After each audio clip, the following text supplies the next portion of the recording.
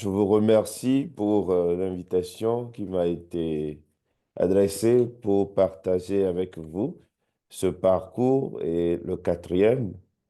Et dans le thème que moi j'aurais à aborder, c'est quelle est ma priorité dans la vie?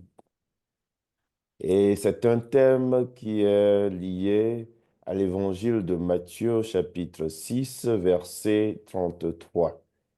Là, le Christ nous dit, cherchez d'abord le royaume de Dieu et sa justice, et tout le reste vous sera donné par surcroît. Alors, chers frères et sœurs en Christ et en humanité, chers participants à ce parcours d'oser, bien sûr, qui a pour but de nous aider à entrer plus avant dans la connaissance de Dieu pour ne point périr, nous allons ensemble essayer aujourd'hui de mettre un coup de projecteur sur la finalité de notre vie sur Terre. Si je devais vous faire ce qu'on appelle un spoiler, je vous dirais que la vie chrétienne sur Terre, la vie humaine tout court, c'est de plaire à Dieu, de faire du bien à tous les humains et d'aller au ciel. Si je devais vous donner la réponse directe, c'est cela. Par contre, je vais essayer d'expliquer en partant de la parabole de Jésus sur l'homme riche qui s'est montré insensé. Et c'est un extrait de l'évangile de Luc. On pourrait lire tout le chapitre 12, mais je vais vous lire juste un petit extrait pour illustrer mon propos. Jésus dit cette parabole. Il y avait un homme riche dont le domaine avait bien rapporté. Il se demandait, que vais-je faire? Car je n'ai pas de place pour mettre ma récolte. Puis il se dit, voici ce que je vais faire. Je vais démolir mes greniers. J'en construirai de plus grands et j'y mettrai tout mon blé et tous mes biens. Alors je me dirai à moi-même, te voilà donc avec de nombreux biens à ta disposition pour de nombreuses années. Repose-toi, mange, bois, jouis de l'existence. Mais Dieu lui dit, tu es fou, cette nuit même, on va te redemander ta vie. Et ce que tu auras accumulé, qui l'aura? Voilà ce qui arrive à celui qui amasse pour lui-même au lieu d'être riche en vue de Dieu. Nous revoyons aussi ce passage dans Matthieu au chapitre 6, et donc je vous invite à y jeter un coup d'œil vous-même. Et ce, je vais revenir là-dessus dans ma troisième partie. Ce court extrait nous dessine à grands traits ce dont il s'agit concrètement, car dans l'évangile de Matthieu, nous trouvons cette maxime complémentaire fort bien à propos. Cherchez d'abord le royaume de Dieu et sa justice, et tout cela vous sera donné par surcroît. Chez Luc, c'est moins développé, mais lui, il dit tout simplement, cherchez le royaume de votre Père et le reste vous sera donné. Il s'agit de Luc chapitre 12, verset 31. Dans notre parcours de ce soir, nous commencerons par énumérer certaines préoccupations de notre monde actuel. Ensuite, nous explorerons autant que faire se peut là où nous en sommes nous-mêmes, là où nous plaçons le curseur dans nos vies d'hommes et de chrétiens, avant de finir par les recommandations de Jésus. Que dit le Christ de notre vie? ou de ce qui devrait être notre priorité dans la vie. Sans plus tarder, essayons d'explorer la première partie que j'ai intitulée Dis à mon frère de partager l'héritage avec moi. En effet, nous avons écouté un extrait de Saint Luc, mais ce qui fait que Jésus donne cette parabole, c'est qu'il était entouré par une foule. Il donnait un enseignement spirituel sur le salut lorsqu'un homme du milieu de la foule lui demande, Maître, dis à mon frère de partager avec moi notre héritage. Jésus lui répond, mais qui m'a établi juge entre vous? Et c'est là qu'il dit, méfiez-vous de l'avidité. Et enfin, il donne la parabole de cet homme qui se complaisait dans ses richesses en disant, je vais dormir, je vais me reposer parce que je suis bien, etc. Et cette manière de penser rejoint une forme de mentalité que nous avons de plus en plus aujourd'hui. Vous allez voir des gens vous demander, mais tu as besoin de Dieu pourquoi? Parce que ils pensent qu'ils ont tout ce qu'il leur faut, ils mangent à leur faim, ils ont des richesses, et alors ben, ils se disent, ils n'ont pas besoin de Dieu. Pour eux, c'est ceux qui sont fragiles, ceux qui sont pauvres, misérables, ou qui auraient besoin de Dieu. Disons-le clairement et tout de suite. Nous ne sommes pas des anges, parce qu'il y a aussi parfois certaines conceptions du christianisme qui font réagir les gens comme si on était sur les étoiles, dans un monde fantasmé, éthéré, qui n'existe pas. Donc je rappelle, oui, nous ne sommes pas des anges dans le ciel. Et si nous sommes appelés à partager la vie de Dieu, bien sûr, dans l'éternité, il ne demeure pas moins que pour le moment, nous sommes des êtres de chair, des êtres vivants comme tous les autres, et nous avons des besoins. Le véritable enjeu réside dans le type de hiérarchie de valeurs qui dirige nos choix. En nous situant dans ce qu'on appelle communément l'Occident, le monde nous propose, pour ainsi dire, le bien-être physique et matériel, le consumérisme effréné, l'accumulation sans limite des richesses, la recherche du pouvoir et du prestige qui passe évidemment par le culte de l'argent et des apparences, de même que l'idolâtrie des corps. Les individus transformés en consommateurs avides et enfermés dans la routine du métro, boulot, dodo, selon l'expression consacrée, ont au fait de perdre de vue l'immortalité de leur âme et les besoins spirituels. Certains sont trop insouciants, d'autres sont dans l'indifférence et d'autres encore dans la lassitude. Alors, comment sortir de cela?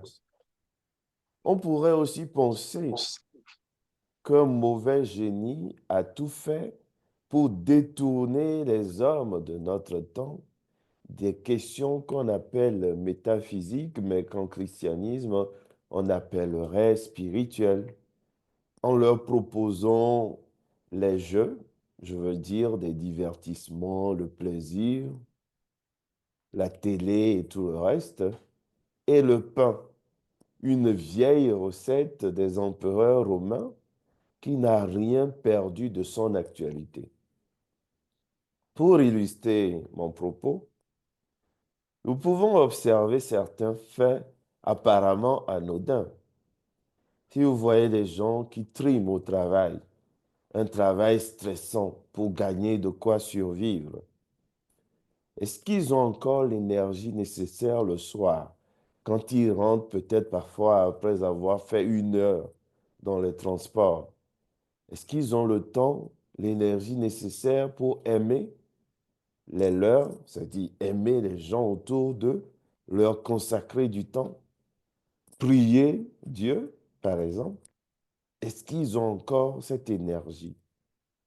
Prenons le week-end. Que choisissons-nous entre dormir davantage, faire des courses pour la semaine, aller au gym ou faire une rando, accompagner les enfants au sport ou prendre un peu de temps pour Dieu? Il n'y a aucun jugement. Si vous voyez, ce sont des énumérations. Normalement, lorsqu'on est bien programmé, il n'y a pas à choisir entre ces choses.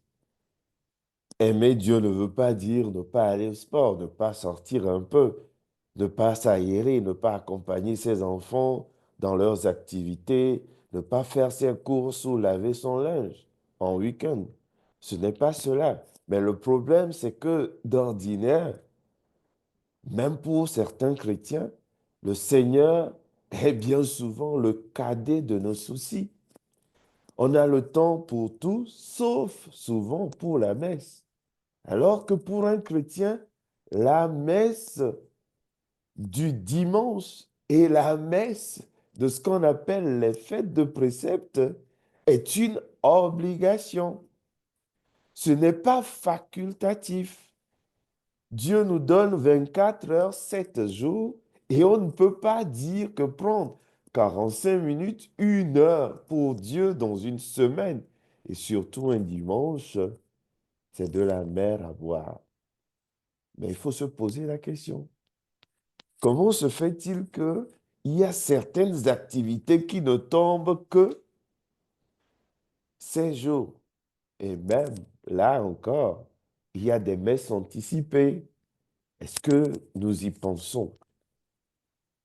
Saint Paul résume un peu cette situation. Je cite, ceux qui veulent s'enrichir tombent dans le piège de la tentation, dans une foule de convoitises absurdes et dangereuses qui plongent les gens dans la ruine et la perdition. Car la racine de tous les maux, c'est l'amour de l'argent. Pour s'y être attachés, certains se sont égarés loin de la foi et se sont infligés à eux-mêmes des tourments sans nombre. Première épître de Timothée, chapitre 6, les versets 9 et 10.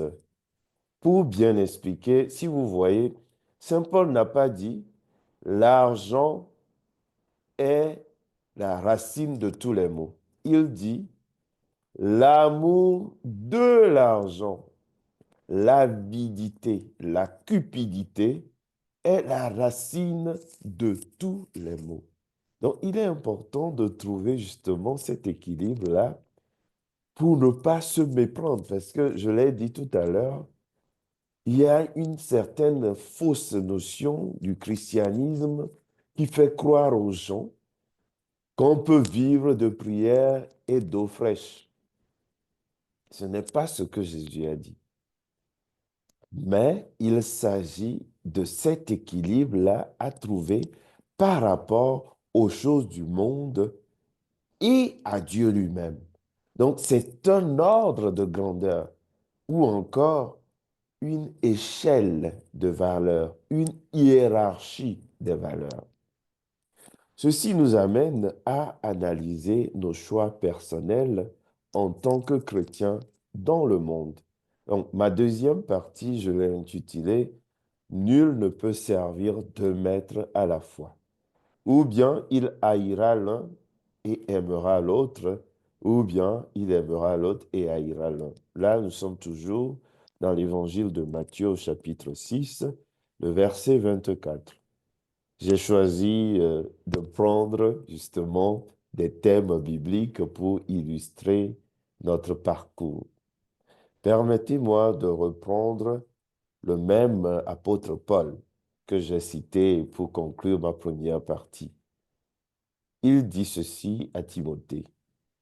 Mais toi, homme de Dieu, fuis tout cela. Il parle de quoi? L'amour de l'argent, les discussions oiseuses, l'orgueil, les prétentions et tout ça. Parce que c'est ce dont il parle dans la première partie. Recherche, dit-il, la justice, la piété, la foi, la charité, la persévérance et la douceur. Mène le bon combat, celui de la foi. Empare-toi de la vie éternelle. C'est à elle que tu as été appelé. C'est pour elle que tu as prononcé ta belle profession de foi devant de nombreux témoins.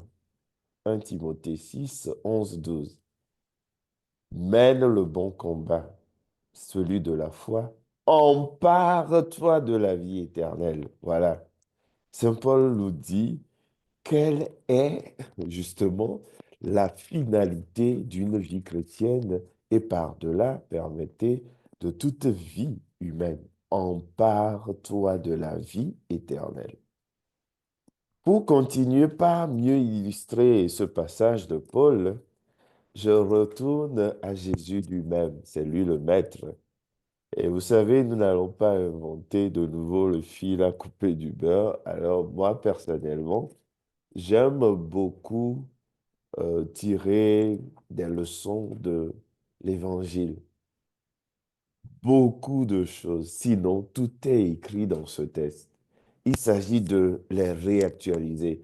Je pourrais vous faire comme si je faisais un cours et dire des choses plus ou moins intéressantes, mais je ne pourrais pas mieux enseigner que ce que Jésus a déjà enseigné lui-même. Alors, je vous ramène à Marc chapitre 4 ou à Matthieu chapitre 13. Dans ces chapitres, Jésus nous parle justement de la parabole du semeur. Je ne vais pas vous relire la parabole. Bon, pour vous la rappeler, Jésus nous dit qu'il y a un semeur qui sort et qui répand le grain. Mais il est tellement généreux qu'il ne répand pas le grain que sur les bonnes terres. On nous dit qu'il sème à tout vent et à tout va. Il jette la semence. Alors, il y a des semences qui tombent au bord de la route, d'autres semences dans les ronces, d'autres encore sur une terre pierreuse, et enfin, certaines tombent dans la bonne terre. Alors, les apôtres lui demandent, mais qu'est-ce que tu nous racontes? On n'a pas compris. Et Jésus reprend alors l'explication de la parabole lui-même. Tout d'abord, il leur dit que la semence, c'est la parole de Dieu. Vous donc, dit-il, écoutez ce que veut dire la parabole du semeur. Quand quelqu'un entend la parole du royaume sans la comprendre, le mauvais survient et s'empare de ce qui est semé dans son cœur. Donc, Matthieu parle du mauvais, Marc, lui, parle clairement du mot Satan. Le mauvais avec grand M, c'est bien sûr la désignation de Satan. Donc, il s'empare de la parole dans son cœur. Celui-là, c'est le terrain ensemencé au bord du chemin. Celui qui a reçu la semence sur un sol pierreux, c'est celui qui entend la parole et la reçoit aussitôt avec joie. Mais il n'a pas de racine en lui. Il est l'homme d'un moment. Quand vient la détresse ou la persécution à cause de la parole, il trébuche aussitôt. Celui qui a reçu la semence dans les ronces, c'est celui qui entend la parole, mais le souci du monde et la séduction de la richesse étouffe la parole qui ne donne pas de fruit. Celui qui a reçu la semence dans la bonne terre, c'est celui qui entend la parole et la comprend. Il porte du fruit à raison de 100 ou 60 ou 30 pour un. Alors, bien-aimé, cette parabole doit nous aider à explorer nos propres habitudes et où nous en sommes réellement avec Dieu. Est-ce Dieu la priorité dans ma vie ou est-ce que parfois il m'arrive moi aussi de mettre des choses en avant? Dans la parabole, il y a trois types de terre à laquelle nous pourrions ressembler. C'est le bord du chemin, c'est-à-dire ces cœurs qui sont un peu, je dirais, fragiles, qui accueillent la parole, mais qui laissent partir parce que peut-être distraits ou pas suffisamment attentifs à la parole de Dieu, à sa présence dans nos vies. Il arrive même que des chrétiens ne reconnaissent même pas l'action de Dieu dans leur propre vie. Je ne dis pas que c'est simple, mais quand on aime quelqu'un, quand on aime le Seigneur, on prend le temps justement de la méditation, on prend le temps d'ouvrir son cœur à sa présence, on prend le temps d'essayer de comprendre, puisque Jésus nous dit, ils ne comprennent pas la parole du royaume. Et quand je dis prendre le temps, c'est par exemple ce que nous faisons comme parcours. Le thème d'oser que vous avez choisi, c'est quoi? Mon peuple périt faute de connaissance. Et donc, ces lieux-ci, c'est des lieux d'enseignement. Il y a bien sûr la catéchèse, il y a les homélies, il y a les lectures personnelles aussi, les lectures de l'Évangile, les lectures des livres spirituels. Parce qu'il ne faut pas croire que c'est donné automatiquement. Rien ne s'obtient s'il y a un peu d'effort, de la recherche et aussi des rencontres pour nourrir notre foi. Il n'y a pas que BFM TV et les autres. Est-ce que nous faisons l'effort de chercher à comprendre, à nourrir notre foi, à grandir dans la foi? Parce que le problème parfois de nous les chrétiens, c'est qu'on a le temps pour tout, sauf quelquefois pour l'essentiel. On peut rencontrer un chrétien qui, intellectuellement, peut être un docteur en telle ou telle philosophie, je ne sais pas quelle science, etc. Mais au niveau de la foi, il peut être je sais pas quoi, un nain spirituel. Il peut être, par exemple, au cours primaire, ce un, par rapport à la foi, par rapport à la connaissance, parce qu'il n'a pas pris le temps d'approfondir. Comme dirait notre ami Saint Augustin, je crois pour comprendre et je comprends pour mieux croire. Il faut cette double tension-là.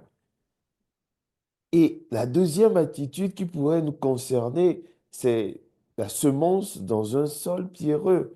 Nos cœurs pourraient être aussi ce sol pierreux. On entend la parole, on la reçoit avec joie. Tout le monde dit, ah ben que c'est beau qu'on soit ici. Jésus est bon, on chante des louanges. Mais le problème, c'est que dès qu'il y a des épreuves, dit Jésus, nous n'avons pas de racines, nous n'avons pas d'épaisseur, de profondeur spirituelle. Jésus dit que c'est un homme, c'est l'homme d'un moment. Hein. C'est un peu trop superficiel, un christianisme d'apparat, comme un vernis, vous grattez dessous et puis ben, il n'y a rien. Il n'y a rien. On est chrétien, mais ça ne veut pas dire que tout nous est servi sur un plateau d'argent ou d'or. Et Jésus nous dit, quand vient la détresse ou la persécution à cause de la parole de Dieu, il trébuche aussitôt, il renonce, il s'éloigne de Dieu. Parfois c'est la maladie, parfois c'est la déception, Parfois, c'est un regard de travers de tel ou tel autre. Et l'on s'éloigne de Dieu comme si notre façon d'être avec Dieu dépendait de quelqu'un. Non, nous ne sommes pas chrétiens ni pour Y ni pour X. Si je suis chrétien, je l'espère, c'est parce que j'ai choisi d'être chrétien. Et si j'ai été chrétien, peut-être baptisé enfant, je crois qu'aujourd'hui, j'ai l'âge de prendre sur moi cet engagement-là, de devenir chrétien par moi-même, un peu comme ces hommes, quand je dis hommes, prenez-le, ça dit générique, homo, quoi, ça dit les humains qui viennent à la rencontre de la Samaritaine et qui leur dit, j'ai rencontré le Messie, il m'a dit tout ce que j'ai fait. Ils sont venus, quand ils ont écouté Jésus, ils ont dit, nous croyons, pas parce que tu nous l'as dit, mais parce que nous avons vu nous-mêmes, nous avons entendu nous-mêmes. Donc justement, il faut passer de cette foi qu'on aurait reçue des autres à une foi qu'on assume et qu'on vit. On n'est pas chrétien ou chrétienne par procuration. Ça ne marche pas. On n'est pas non plus chrétien de façon héréditaire. Il y en a qui pensent qu'on leur aurait transmis le christianisme au biberon ou par le sang. Non, le chrétien, la chrétienne que l'on est un choix mûr et chacun doit assumer son choix. Voilà pourquoi d'ailleurs on parle de profession solennelle. Juste si on est baptisé enfant et qu'on puisse dire que ben, je ne savais pas trop, mais maintenant que vous avez grandi et que vous assumez d'être chrétien ou de demeurer chrétien, il va falloir faire une mise à jour. C'est le mot aujourd'hui. Nous faisons des mises à jour pour tout, pour nos téléphones, nos ordinateurs et tous nos logiciels. Et je crois que les chrétiens aussi doivent faire une mise à jour pour leur logiciel spirituel, pour justement sortir de ce deuxième piège dont Jésus nous parle. La troisième terre dangereuse, Jésus nous parle des ronces. Et les ronces, Jésus les décrit comme quoi? Les soucis du monde, la séduction de la richesse qui étouffe la parole et qui ne donne pas du fruit. Voilà pourquoi j'ai pris le passage de Nul ne peut servir deux maîtres à la fois. Et quand on lit ce que Jésus nous dit dans ce passage, et bien sûr dans Luc aussi, parce que quand vous prenez Matthieu chapitre 6, vous retrouvez presque intégralement les mêmes enseignements de Jésus dans le texte de Luc que j'ai choisi aujourd'hui. C'est-à-dire, quand vous prenez Matthieu 6, vous retrouvez un peu plus développé les mêmes choses chez Luc chapitre 12. Et là, Jésus pose des questions aux gens. Il leur demande, mais si vous êtes anxieux, soucieux pour les choses du monde, qui d'entre vous, à force de soucis, peut changer un seul de ses cheveux pour qu'il devienne blanc, gris ou quoi? Bon, vous pouvez mettre des teintures, mais vous savez que ça ne dure pas. Et ça ne change pas en vérité la racine de vos cheveux. Ce n'est que de la teinture. Et Jésus donne l'exemple des moineaux qui ne sèment ni ne moissonnent, mais que Dieu nourrit. Il donne l'exemple des lys des champs, les fleurs des champs, qui ne tissent pas, mais qui sont plus beaux que Salomon dans tous ses apparats. Ces exemples que Jésus donne, c'est pour nous dire que oui, Dieu sait. Il le dit d'ailleurs clairement, hein. Dieu sait que vous avez besoin de manger. Dieu sait que vous avez besoin de vous vêtir. Dieu sait que vous avez besoin d'un toit sur votre tête. Mais ce n'est pas l'essentiel de la vie. Ce n'est pas la possession qui détermine qui l'on est. Ce ne sont pas les richesses que l'on a qui font que vous êtes plus humain que qui que ce soit. Il y a aussi cette erreur-là que l'on fait parfois dans nos vies, c'est de croire que plus on a de moyens, on est meilleur que les autres. Que ce soit les richesses spirituelles, matérielles, intellectuelles, financières. Parce que les richesses ne sont pas que financières ou matérielles. J'ai cité d'autres types de richesses. Mais Jésus nous dit, n'y mettez pas votre cœur, n'y mettez pas votre cœur. Quand vous avez des richesses, n'y mettez pas votre cœur. Et cela fait allusion à quoi? Heureux, bienheureux les pauvres de cœur. Là, nous sommes dans Matthieu, dans ce que nous appelons communément les béatitudes. Matthieu chapitre 5, du premier au 12e verset.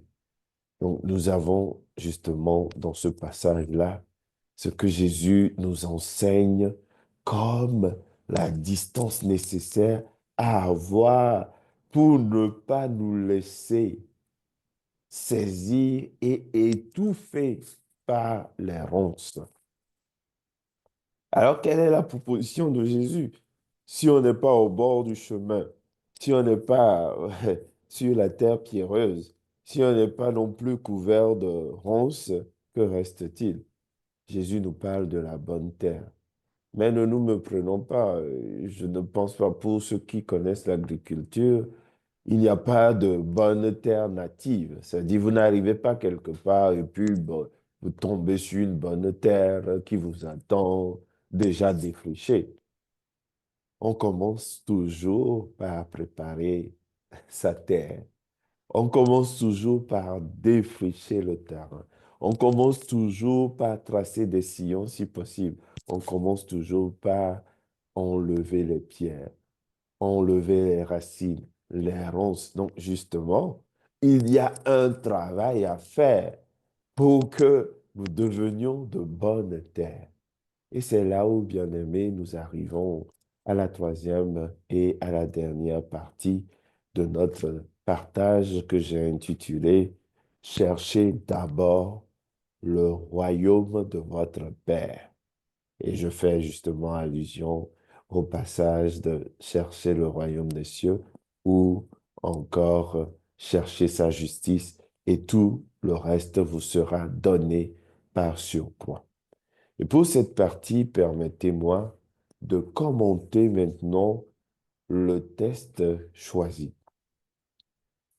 Je disais que Jésus parlait du salut. Jésus parlait des biens spirituels. Il expliquait comment l'homme doit reprendre dans sa vie le double commandement de l'amour de Dieu et du prochain. Est-ce que il nous dit clairement que la loi et les prophètes, la réalisation, l'accomplissement de la loi et des prophètes, c'est deux choses. Le premier commandement, tu aimeras Dieu de tout ton cœur, de toute ton âme, de toutes tes forces et par-dessus toutes choses. Il s'agit de ce qu'on appelle le schéma Israël. Écoute Israël. On le retrouve dans ce qu'on appelle le décalogue, Exode chapitre 20. Et puis le Deutéronome aussi, vous retrouvez le passage dans le Deutéronome chapitre 5, par là.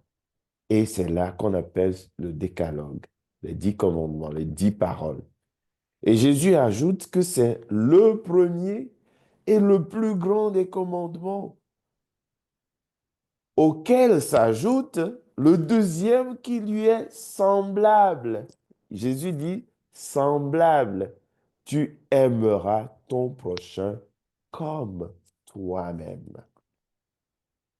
Et quand Jésus donne ces deux commandements ensemble, il nous rappelle qu'on ne peut pas dissocier l'amour de Dieu de l'amour du prochain. Et aux pharisiens, aux scribes qui voulaient jouer au malin, on lui demandait, mais qui est mon prochain? Jésus lui raconte l'histoire de cet homme qui tombe aux mains des voleurs et qui est laissé eh, presque mort au bord de la route. à moitié mort. Et il nous dit que le Lévite est passé.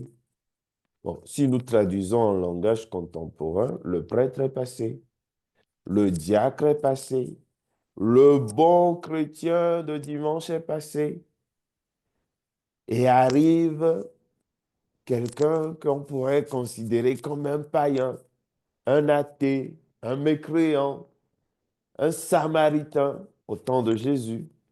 C'est lui qui s'arrête, qui met la personne dans sa voiture, l'amène aux urgences, paye et donne encore son adresse pour qu'au cas où les dépenses seraient dépassées, on le rappelle pour qu'il vienne solder les comptes. Et Jésus demande, mais pour toi, qui est son prochain? Alors, notre monsieur, sûrement toute honte bu, répond, celui qui a été bon vers lui. Donc, Jésus nous dit que le prochain, c'est celui qui est bon envers lui. Le prochain, c'est celui qui a besoin de toi. Et si tu veux te faire le prochain de quelqu'un, c'est celui envers qui tu es bon.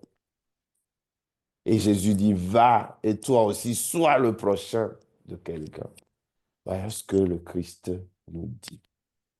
Et donc, c'est à partir de là qu'arrive ce monsieur qui demande à Jésus, mais demande à mon frère de partager l'héritage. Jésus dit, non, mais vous vous préoccupez trop de choses éphémères. Jésus nous rappelle, gardez-vous bien de toute avidité, car la vie de quelqu'un, même dans l'abondance, ne dépend pas de ce qu'il possède. Cette parole, bien-aimée, est importante pour nous aujourd'hui.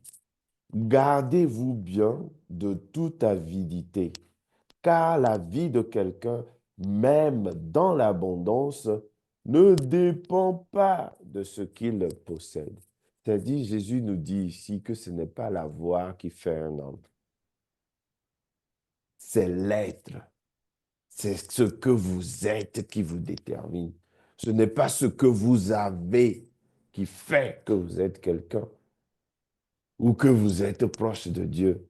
Que ce soit des biens matériels, des biens financiers ou que ce soit des biens spirituels, ce n'est pas ce que vous pensez avoir qui détermine l'être que vous êtes, mais c'est ce que vous êtes réellement en face des humains et plus encore en face de Dieu qui détermine votre être véritable.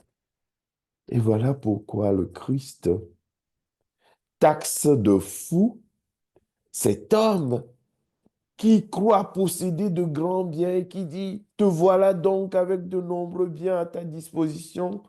Pour de nombreuses années, repose-toi, mange, bois, jouis de l'existence. Il a oublié qu'il n'est pas le maître du temps.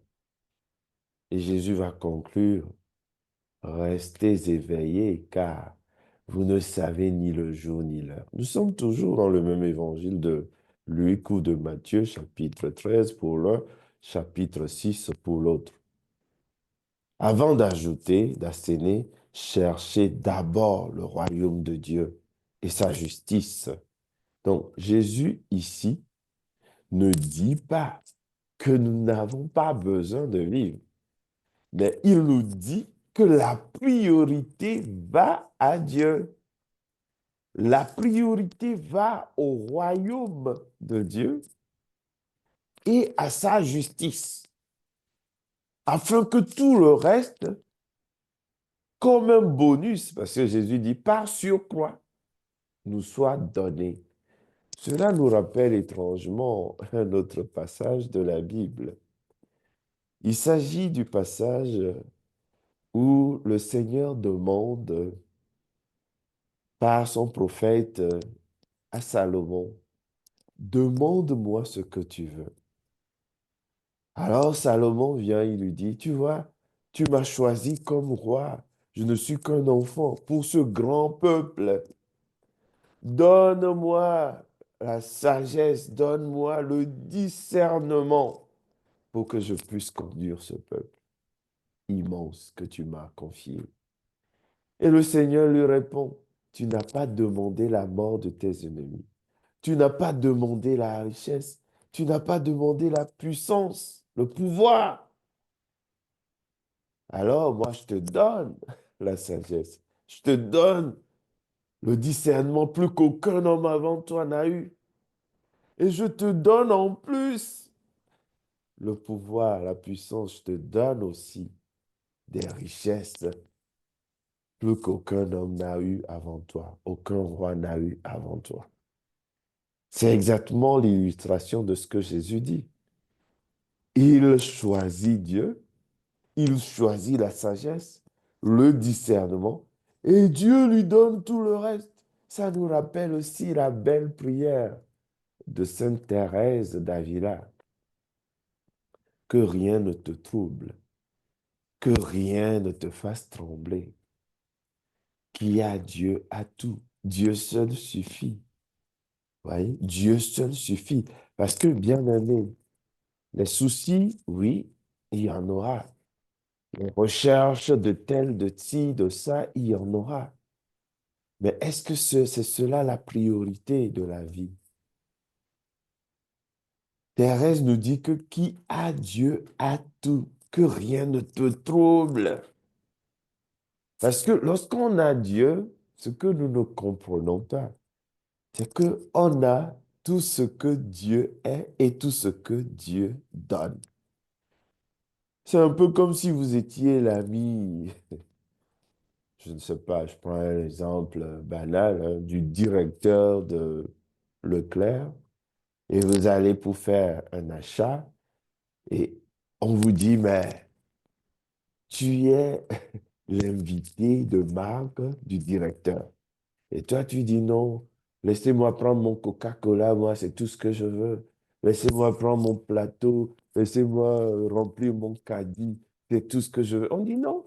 Le directeur dit que tu es son hôte. Donc, au fait, c'est comme si tu as le directeur et le magasin. Tu dis non, non, moi, je ne veux que mon Coca-Cola.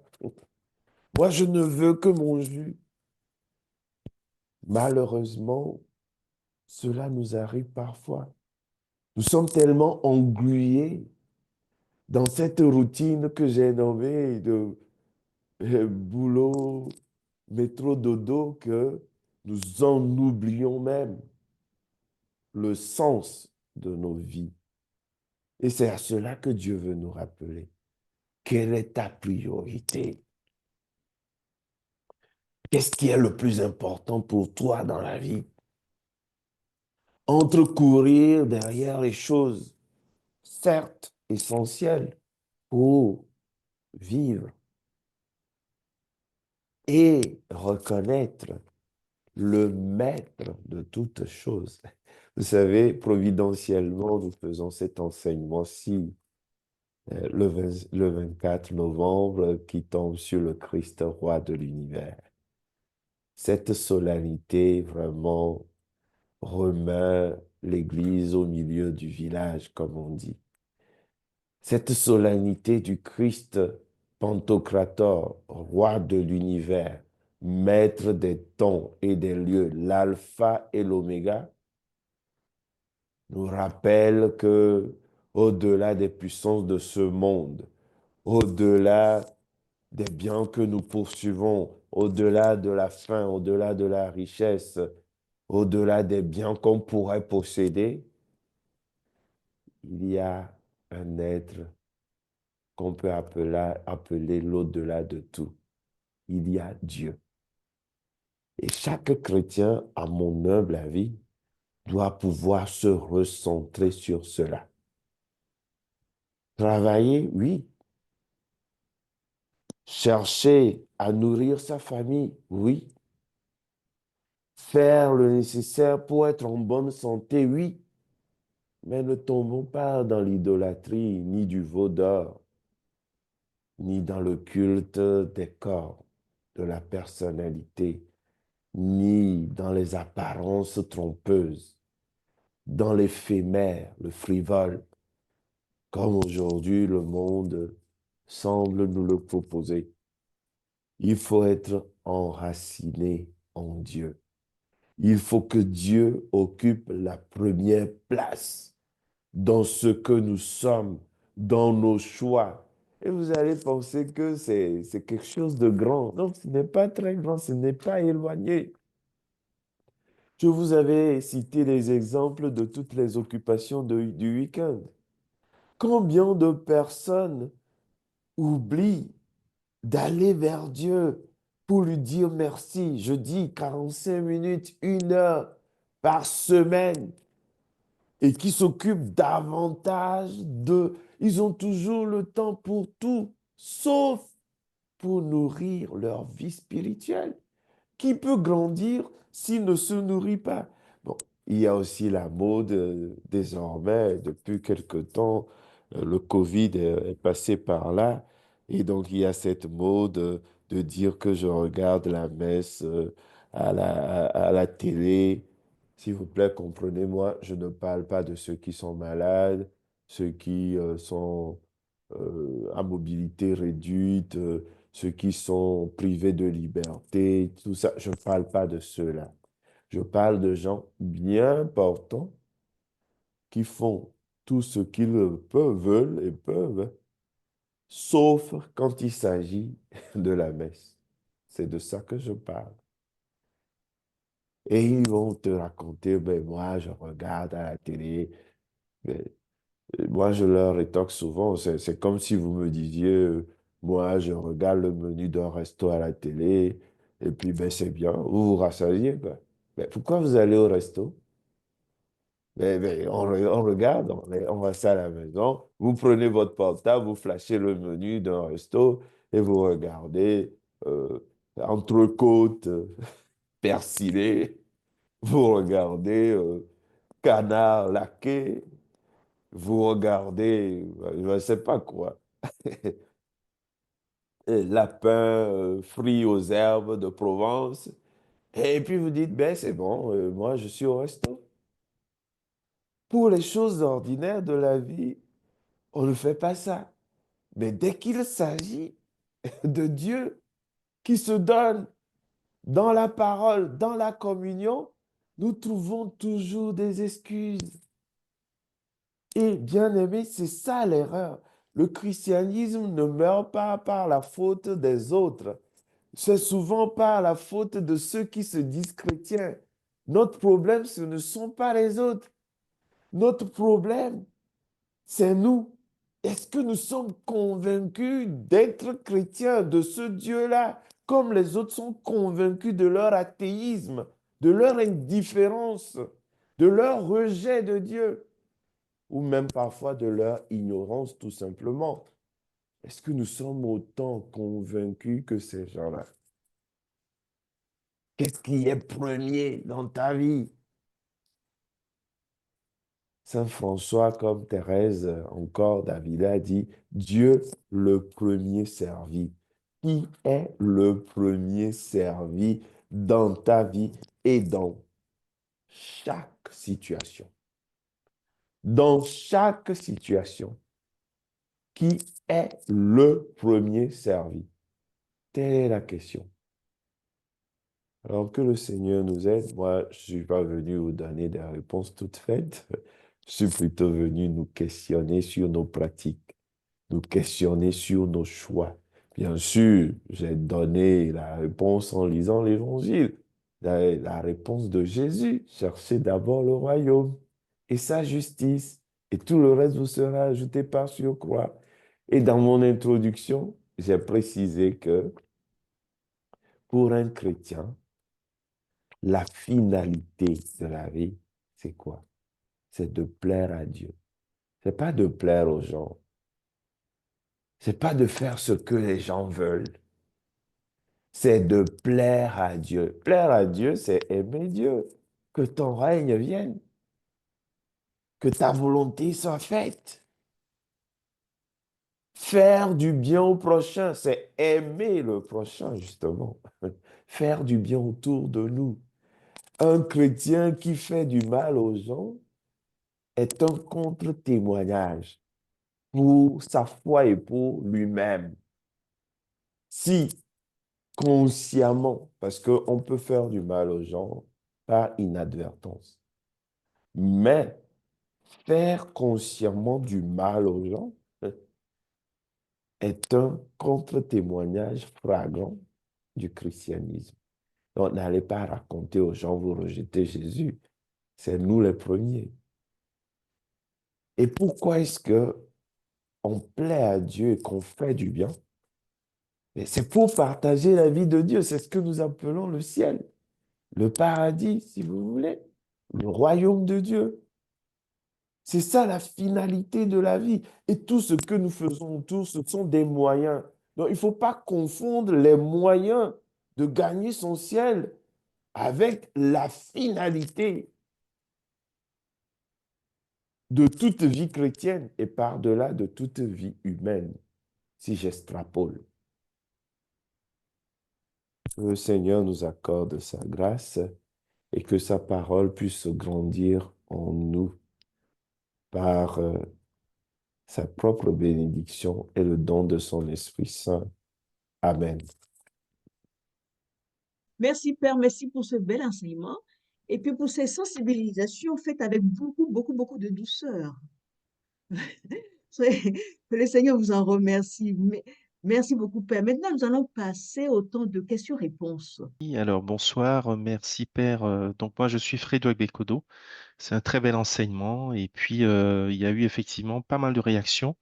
Donc quelques questions assez intéressantes hein, que je vais vous lister dans l'ordre. Donc la première question c'est de savoir, vous dites qu'effectivement la messe dominicale est obligatoire.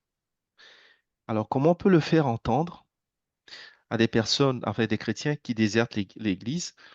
Et que en fait, le fait de communier, c'est une nécessité, pour ne pas dire une obligation. Comment le faire entendre aux personnes qui désertent les églises? Je disais tout à l'heure qu'être chrétien est une question de liberté et de décision. Par contre, le relativisme aujourd'hui nous fait rencontrer des gens qui souhaitent être chrétiens à leur manière. Or, c'est le mot chrétien, c'est qu'on est disciple du Christ. On nous dit d'ailleurs que c'est à Antioche de Pisidie que pour la première fois, on a appelé les disciples de Jésus chrétiens ou christiens. Christos, ceux qui suivent le Christ. Et que dit le Christ? Que fait le Christ lui-même? De son vivant, il n'y avait pas d'église, mais il passait son temps dans le temple, en compagnie de ses disciples. Et il était toujours tourné vers son Père. La messe, c'est ce lieu où nous sommes convoqués par Dieu pour venir. On appelle une assemblée. Nous sommes convoqués par Dieu. Et nous sommes convoqués à deux tables. La table de la parole, c'est ce qu'on appelle la liturgie de la parole, qui va du chant d'entrée jusqu'à la profession de foi, passant par l'homélie du prêtre, qui normalement doit expliquer la parole de Dieu, doit l'actualiser pour que nous puissions comprendre. Parce que la parole de Dieu, ce n'est pas dans le passé, c'est une parole qui nourrit la vie d'aujourd'hui. D'où le choix que j'ai fait de ne commenter que la parole de Dieu pour traduire des faits actuels. Donc, dire cela, ce n'est pas être dans une forme de je vous oblige à. Non, vous avez choisi d'être chrétien. Et être chrétien, c'est être avec le Christ. Et la deuxième table, c'est la table de la communion. Le baptême, ce n'est pas juste un petit diplôme qu'on accroche pour dire, j'ai fait mes devoirs, c'est bon, maintenant moi, je suis chrétien à ma manière. Il faut aussi comprendre que quand je dis ce que j'ai dit, je ne prononce pas un jugement en disant, ah, toi tu es chrétien, toi tu n'es pas chrétien. Mais je dis et j'assume de dire qu'on n'est pas chrétien à sa manière. Et pour l'illustrer, ceux qui ont encore des feux de cheminée chez eux ou des feux de charbon, Essayez de disperser les charbons et de continuer par les regarder. Quelques minutes après, vous allez voir qu'ils vont s'éteindre. Tous ces chrétiens qui se disent chrétiens à leur manière et à la maison, quand vous les voyez progressivement, 10 ans après, ils ne savent même plus où est Jésus et où est le Christ.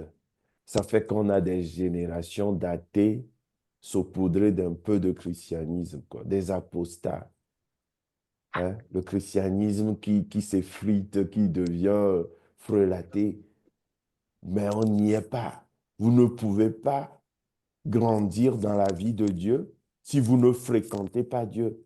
Vous ne pouvez pas grandir dans aucune amitié humaine si vous ne fréquentez pas vos amis. Vous ne pouvez pas dire que Dieu est votre priorité et vous ne fréquentez pas Dieu dans la prière, dans sa parole, dans la nourriture de son corps, son âme, son esprit qu'il donne.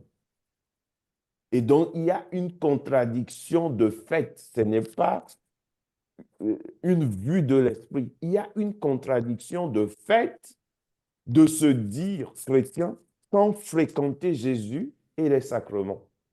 C'est tout simple comme bonjour. Voilà, bien-aimé, à part le fait que ce soit un précepte ecclésial. Les préceptes de l'Église sont 6 ou 7, mais c'est d'abord le commandement de Dieu. Hein. Le premier commandement, c'est quoi? Tu n'auras pas d'autre Dieu à part moi. Et alors, si tu dis que c'est ton Dieu que tu ne fréquentes pas, à qui tu ne rends pas un culte d'adoration, de louange, alors certainement que tu as d'autres idoles, tu as d'autres occupations, tu as autre chose qui remplace. Une idole, ce n'est pas juste une pierre, ce n'est pas juste du métal ou bien un fétiche. Une idole, c'est tout ce qui remplace Dieu dans la vie d'un être humain. Alors, c'est à chacun de chercher les idoles qui ont pris la place de Dieu dans sa vie et dans son cœur. Et c'est toujours un examen personnel. On ne va pas au ciel en lot, mais on y va, je crois, en communauté, mais chacun parce qu'il l'a décidé ou pas. Merci. Ok. Je pense que chacune et chacun trouvera certainement dans vos illustrations les arguments qu'il faut pour justement répondre ou convaincre les personnes qui traînent, les chrétiens qui n'osent pas trop venir à l'église. Alors, deuxième question, lorsque nous ne mettons pas Dieu à la première place, est-ce que cela nous ferme l'obtention des grâces? Ah ben, ça, la réponse est dans la question, bien sûr. Bien Tout à sûr, fait. mais si tu as soif et que tu restes là et tu ne vas pas prendre de l'eau pour boire, franchement, tu vas crever de faim et de soif. Et l'auteur de la grâce, c'est Dieu. Donc, si tu ne vas pas avec Dieu, tu es contre Dieu. Et si tu t'en éloignes, ben, franchement, je vois pas comment tu vas remplir ton verre. Peut-être par des gouttes de plus, je sais pas, mais ça ne marche pas comme ça. Donc, c'est très simple. Tu aimes Dieu, tu es avec Dieu et tu as toutes les grâces. Puis tu t'éloignes de Dieu, tu te fermes les portes de ton propre salut et tu te fermes les vannes aussi de la grâce. Et c'est très simple à mon humble avis. Et avant, dernière question, parmi les questions qui ont été donc formalisées, bon, il y en a d'autres qui arrivent, hein. Alors, autre question, vous nous dites, vous aviez dit qu'il y a des mises à jour à faire. À quelle fréquence vous nous conseillez de les faire pour ne pas devenir de mauvaises terres? Et je crois que le Christ nous recommande de rester éveillé quotidiennement. Quand vous prenez toutes les paraboles du serviteur, le serviteur, dans Luc, si on continue la lecture dans le même chapitre que j'ai exposé tout à l'heure, dans le chapitre 12 de Luc, et il va dire clairement que, ben, regardez, si il y a un serviteur dont le maître est parti en voyage et qu'il revient et qu'il le trouve éveillé à minuit, à 3 heures ou à 5 heures du matin, heureux sera-t-il. En fait, il n'y a pas de moment pour le faire. C'est quotidiennement, par un examen de conscience que nous nous efforçons à nous convertir. Parce que la conversion n'est pas juste que je suis baptisé. La conversion, la proximité avec Dieu est une quête quotidienne. Priez sans cesse, par exemple. Jésus dit, priez sans cesse. Aux 10 jeunes filles vierges, les 5 dites insensées, il dit, veillez donc car vous ne savez ni le jour ni l'heure. Priez sans cesse. Ça ne veut pas dire qu'il faut aller dormir à l'église comme une bougie et ne rien faire d'autre. Mais c'est que dans le métro, dans le bus, dans la voiture, au service, en cuisinant, en marchant, parfois même en se reposant, c'est toute notre vie qui est prière. Et ça s'apprend aussi. Les petites prières du cœur, les oraisons qu'on appelait éjaculatoires. Une phrase, Jésus, Fils du Dieu vivant, aie pitié du pécheur que je suis. Dans la Bible, les grandes prières, c'est des phrases. Fils de David, aie pitié de moi, que je vois. Jésus, fils de David, aie pitié de moi, etc. C'est de petites prières qui peuvent meubler la journée. À part les grands moments où on prend le temps de s'asseoir pour prier, il y a le Notre Père qu'on peut réciter en marchant. Il y a le Je vous salue Marie qu'on peut réciter en cuisinant. Et la vraie prière, dit la petite Thérèse de Lisieux, c'est un commerce. Commerce dans le mot d'échange, de dialogue avec Dieu. Et dont le cœur peut demeurer en dialogue avec Dieu permanemment, même quand on fait autre chose. Mon ange gardien aussi, si je lui demande, peut demeurer permanemment en prière avec moi et pour moi en face de mon Dieu. Donc, c'est quotidiennement. Dieu ne va pas en vacances. Merci. Alors, dernière question. Lequel fait de Dieu une priorité? Est-ce que c'est celui qui ne prie pas, ne prie que à la messe, ou celui qui ne va pas à la messe, mais qui prie tous les jours, mais de chez lui? La question de prier chez soi, moi, j'ai aucun problème avec, mais j'ai donné 2 exemples pour illustrer ce qui fait qu'il y a un danger à toujours faire croire que moi, je ne vais pas à la messe, mais je suis plus chrétien que ceux qui y vont. Il y a des gens qui nous racontent ça. Il y a d'autres qui disent que l'Église a fait ci, tel prêtre a fait ça. Je sais, je connais tout ça. Mais croyez-moi, moi, je ne vais pas à la messe pour un prêtre. Bon, vous allez me dire que tu es prêtre. Oui, mais je suis chrétien d'abord. Je suis chrétien et je ne vais pas à la messe pour les gens. J'y vais parce que j'y crois. Et que moi aussi, je me nourris là-bas. Quand je vous prêche, je me prêche d'abord à moi. Je médite les textes avant de venir vous les partager. Je ne débarque pas avec un petit nuage en rêvant ou en copiant quelque chose pour venir vous dire. Parce que si je ne médite pas, si je ne me nourris pas de la parole moi-même, je peux rien vous dire de concret. Je peux vous lire un livre, mais ça n'aura aucun effet. Donc ça, c'est la première chose. Et je reviens à mes illustrations. Prenez un feu de charbon, un feu de bois, éparpillez les bois, vous allez voir qu'ils vont s'éteindre. Un chrétien qui s'isole est un chrétien en danger. Et toutes les personnes, si elles sont sincères, qui disent qu'ils prient à la maison, vous allez voir que progressivement, ils perdent la foi. Ils se la racontent, mais ils ne se nourrissent pas au contact de Dieu. Parce que le sacrement de l'Eucharistie est irremplaçable. Vous ne pouvez pas rester dans votre maison et recevoir le Dieu vivant qui se donne corps, âme et esprit, c'est-à-dire dans son entièreté. Ça, vous ne le fabriquez pas à Auchan, à Casino ou à Leclerc. Ça n'existe pas. Ça n'existe pas. Deuxième exemple que j'ai donné pour illustrer cette question, c'est celui de nous dire que moi, j'aime les bons repas et puis vous n'allez jamais au resto, vous restez chez vous. Est-ce que vous restez chez vous à regarder les étagères des magasins ou des supermarchés pour vous remplir le ventre? Est-ce que vous restez chez vous à regarder les affiches des restaurants pour vous nourrir? Et je dis que ça, c'est juste sur le plan humain, matériel, physique.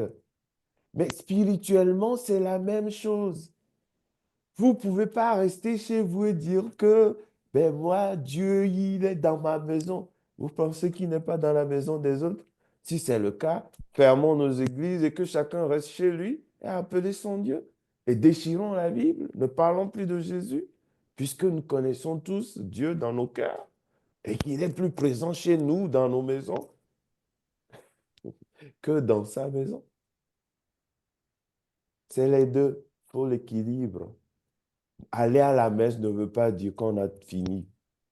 Mais rester chez soi ne veut pas dire qu'on est plus chrétien que ceux qui y vont. Il faut y aller et il faut travailler sur soi. C'est les deux ensemble. Il faut être chrétien et à l'église et dans la rue et à la maison. Voilà pourquoi on nous dit aller dans la paix du Christ. Ça ne veut pas dire quand vous sortez de l'église, vous déposez votre christianisme comme les gens qui racontent, attends, je vais aller à la messe, quand je reviens, je te règle ton compte. Donc toi, ta messe là, ton Jésus, c'est celui qui rend des comptes, quoi. Bon, voilà, bien-aimés, faisons attention à ces discours qui sont parfois plus royalistes que le roi, sans aucun parti pris. Mais il faut qu'on soit clair sur les choses. Si vous êtes malade, vous restez à la maison. Troisième exemple, à dire que je sais me soigner, vous risquez de finir au cimetière. Les médecins sont là pour quelque chose. L'hôpital est là pour quelque chose. Si vous pensez être plus malin que les médecins, bon, tant mieux, pourquoi pas. Libre à vous. Merci. Une dernière question, je pense que c'est Stella. Donc Stella, je te laisse la parole. Et avant de te laisser le micro, ben, il y a aussi pas mal de messages de remerciements hein, de Père pour cet enseignement, l'illustre enseignement que les gens ont beaucoup apprécié. Beaucoup de félicitations. Donc je tenais également à les compléter, avec les questions que j'ai posées. À toi, la parole, Stella. Merci. Je vous en prie. Père, il y a une dame qui demande la différence entre le partage du pain et du vin des évangéliques et notre Eucharistie, puisque vous avez dit que la messe dominicale était indispensable. Nous avons une vieille querelle qui remonte au XVIe siècle avec celui qu'on appelle Martin Luther, pas King, Martin Luther, qui était un prêtre, un moine catholique devenu le premier protestant. C'est lui qui est sorti de l'Église catholique pour des querelles de doctrine et a professé ce qu'on appelle les trois sola. Sola scriptura, sola gratia, sola fide. C'est-à-dire, seule la foi sauve, seule l'écriture sauve comme loi divine et seule la grâce sauve. C'est ce qu'on appelle la prédestination. C'était ces questions. Et puis, il y avait aussi la question des indulgences et la question des confessions tarifées. Il avait raison sur plusieurs points.